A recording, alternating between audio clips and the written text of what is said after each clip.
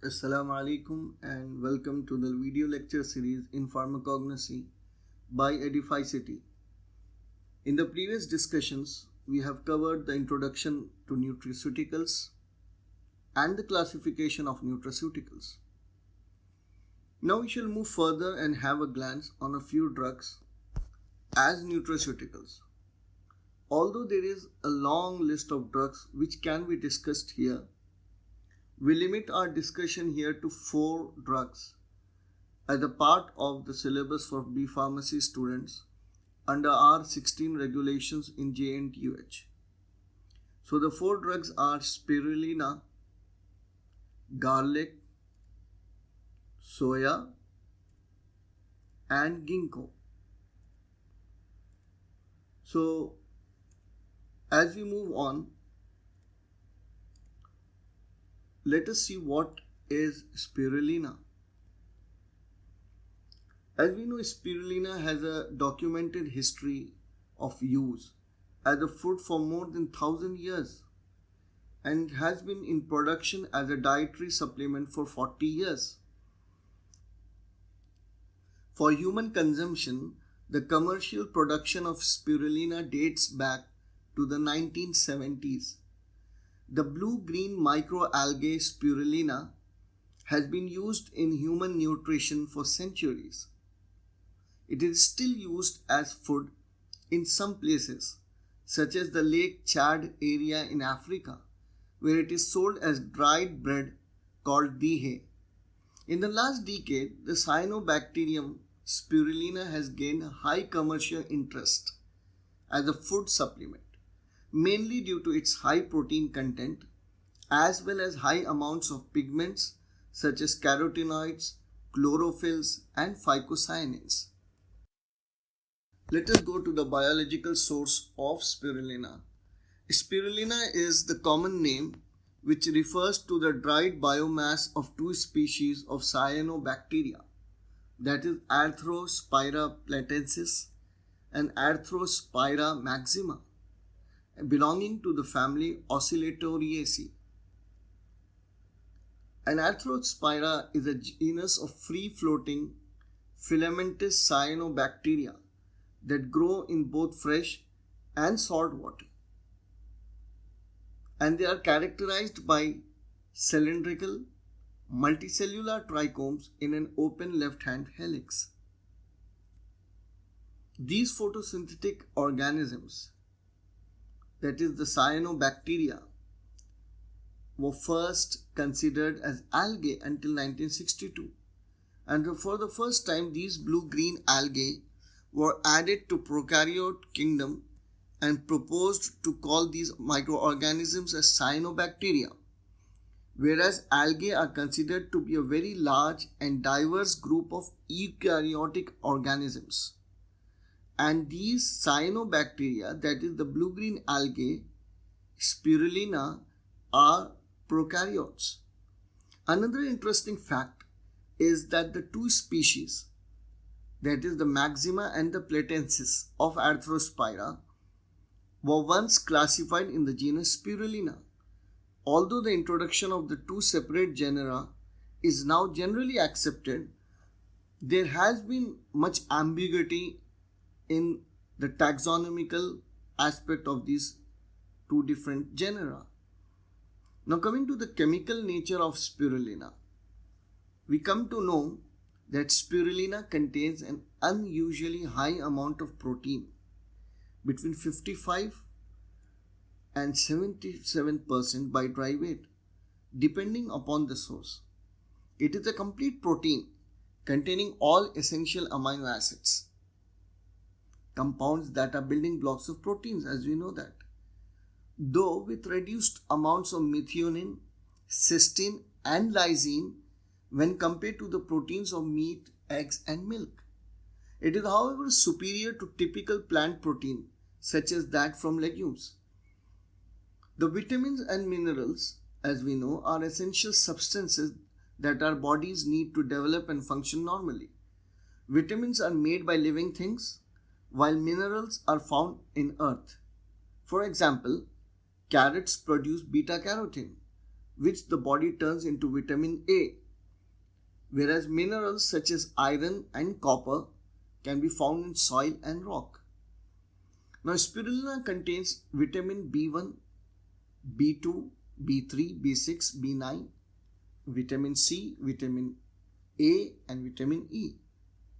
And spirulina is also a rich source of potassium and contains significant amounts of calcium, as well as chromium, copper, iron, manganese, magnesium, phosphorus, selenium, sodium, and zinc.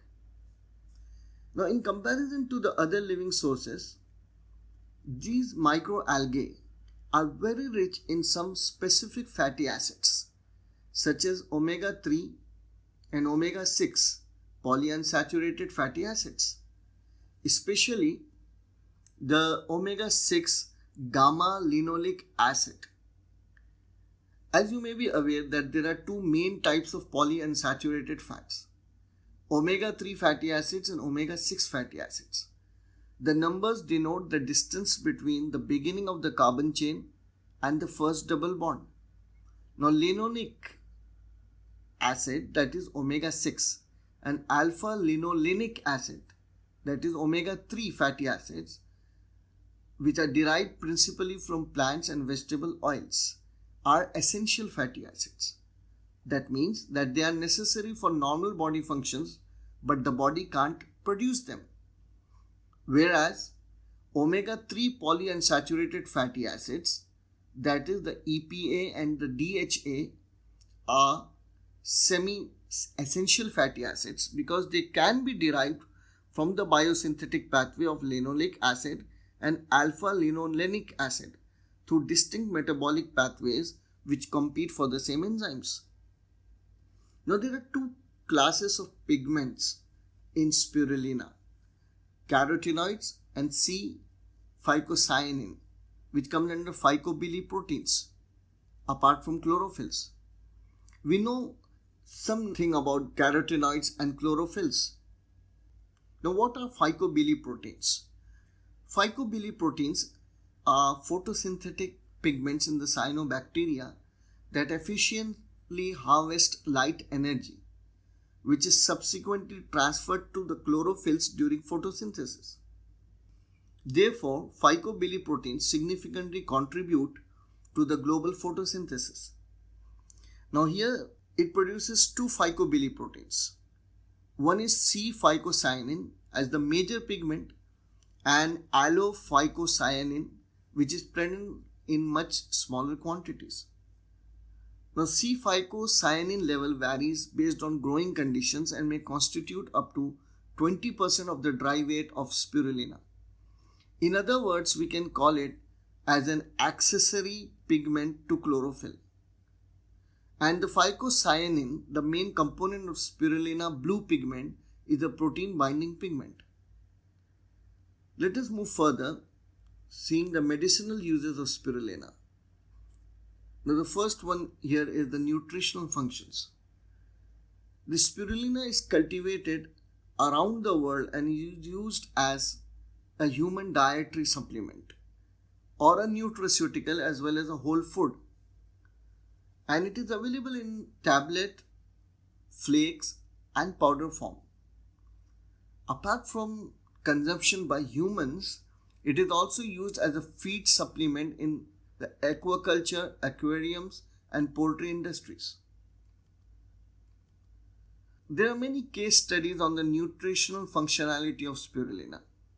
I just want to cite two case studies here so that students can have an elaborate comprehension of how this really comes into application. One such study published in the Maternal and Pediatric Nutrition in 2016. It involved 87 malnourished and anemic children under the age 5 from Gaza, Palestine. Now, the researchers gave half of the children vitamin and mineral supplements and the rest of the half children with spirulina supplements for 3 months. The children who received spirulina saw significantly more improvement in weight and height gain, ferritin and iron levels, and hemoglobin volumes, than in the children who received regular vitamins and mineral supplements. Another case study was reported in 2016 by the government of Indian state of Karnataka, where it was reported a 46% reduction in malnutrition cases among young children, pregnant women, and lactating mothers.